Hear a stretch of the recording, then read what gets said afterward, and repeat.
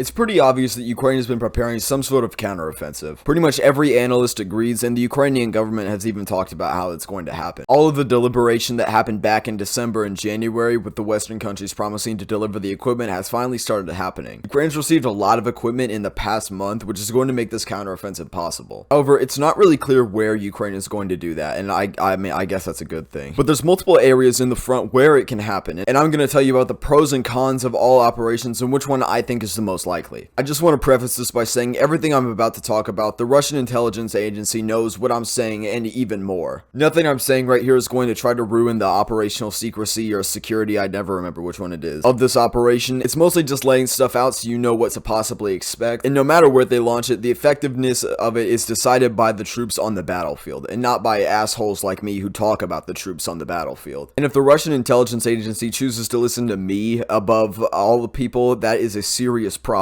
Yeah, guys, go this way. Anyway, enough rambling, let's just get into this. I always start clockwise in my videos, so let's just go counterclockwise today. This is an option I would have completely disregarded 3 days ago. But recently, Ukraine has been making decent progress by the Kherson area. Just recently, Ukraine has been landing on multiple islands inside of the Dnipro Delta. The front lines here have actually changed, but I'm going to talk about that in a video I'm going to put out later today. All I'm going to say is the Tonka River might have been breached, but this is an area I really wouldn't have expected Ukraine to try to do any sort of counteroffensive in. The obvious issue with it being, the problem with it being, they're going to face the exact same problem that Russia had during their Kherson offensive. Back when Russia was trying to push to Mykolaiv and Odessa, they got stalled after the Battle of Voznesensk. Oh, it's blue. They got stalled after the Battle of Voznesensk and were forced to retreat back to this line. It was actually estimated that earlier in the war, this is where Russia was going to continue pushing to try to get some of those valuable port cities, but 6 letters were able to stop them from doing that, and those 6 letters are HIMARS. Ukraine severely damaged the bridge in Antonovka as well as the dam at Novokakhovka. Russia was forced to use pontoon bridges, which made the transfer of equipment much more difficult. Russia realized this at the end of September and started to create fallback positions inside of the area so they could safely evacuate their equipment and get out. The Kherson counteroffensive wasn't as immediate as the one up in Kharkiv, but it still had the same results. And the problem that Russia faced is what Ukraine is going to face. Supplying an offensive across a bridge really isn't difficult. It also doesn't help that at some of the best crossings places are some of Russia's biggest fortifications in the area. Russia's main fortifications on the river are Oleshki, Holopristan, and Novokakhovka. These are the only areas with bridges close to them, and there's no way to supply an entire offensive across a pontoon bridge. So starting here is going to be the hardest part, but after that, it starts to look a lot better. The Russian fortifications in this region are much more sparse, with them mostly just being a triangle that goes from Novokakhovka to Melitopol down to Chornhar. The ground in this area is pretty flat. World elevation map. Once they cross, the geography is pretty much a straight shot to Crimea, with the difference in elevation here only being like 20 meters. And starting on April 30th, it looks like we're gonna have some pretty nice weather in this region as well. There's low rain chances all week, with it mostly being in the mid 60s, which for you non-weird people, let me look it up really quick. I think that 66, that's like when you can go out comfortably in a t-shirt, maybe shorts if you're a baller. Yeah, it's about 18 or 19 Celsius. So the main difficulties of launching it from Kherson is the very beginning. Getting all the equipment across and being able to resupply it is the difficult part, but after that, it's probably the easiest of all the options to invade. Alright, and that's that one. This video is already 15 minutes long and I've only talked about one of them. The other area is the Orikhiv front. This is the area where Ukraine launched a sort of probing attack earlier in the week. They took over 2 Russian fortifications next to Nesteryanka, the south half of Kamyanske, as well as Luhivske, but these are mostly gray zone areas except for the trenches by Nesteryanka. This could have been some sort of attempt to trick Russia into thinking they were going to start over here,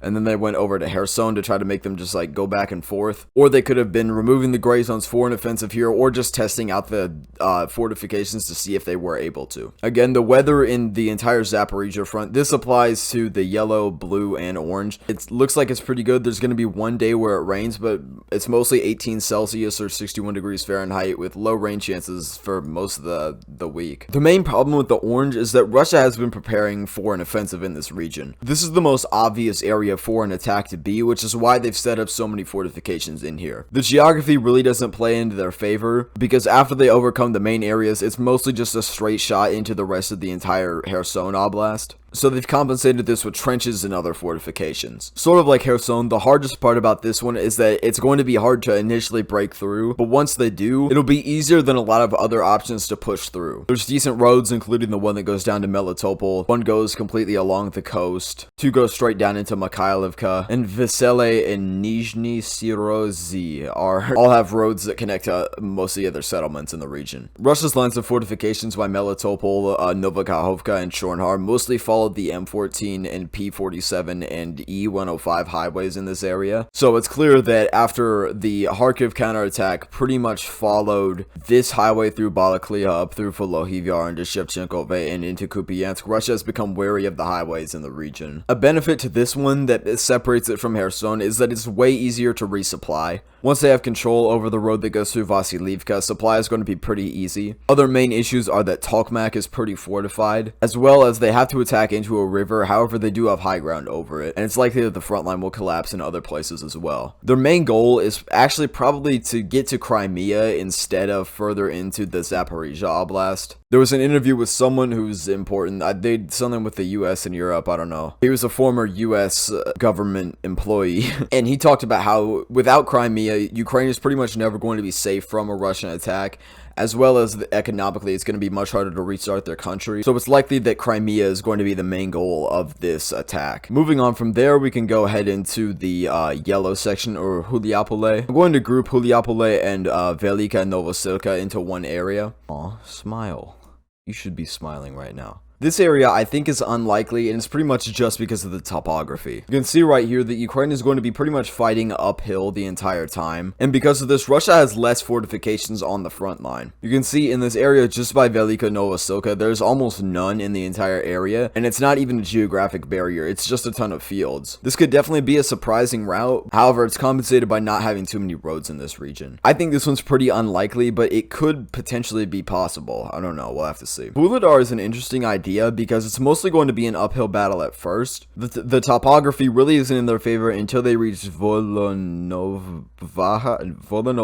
We'll see if I'm right after this. But if they make it past there, it's going to be pretty much a decline down until they hit Mariupol, which is going to sever Russia's highway that they use. But after that, it's mostly a decline until they go down and hit Mariupol, which is going to sever the land bridge to Crimea. I think this one could be possible, but it's also complicated by the fact that Russia has a lot of troops inside of the Vuhledar region for an attack, and those may be able to switch to defense. But Vuhledar is definitely a possibility. Oh, the map was a little off. Well, Novaha, yeah, I said that. Alright, but heading up, Bakhmut is the interesting answer to this question. It was sort of believed that Ukraine was going to try to do a counterattack by Bakhmut after they said that they were gathering 80,000 troops by the area. Prigozhin was warning this, and the Ukrainian general staff was, but it seems like that may have been a disinformation campaign, or it may have been some kind of or it may have been canceled by the big snow that came down early in April. But Ukraine's main goal in Bakhmut right now is to just hold on and stall time in there and have Russian troops sort of gather here instead of going to other places on the front. A counterattack at Bakhmut would likely go into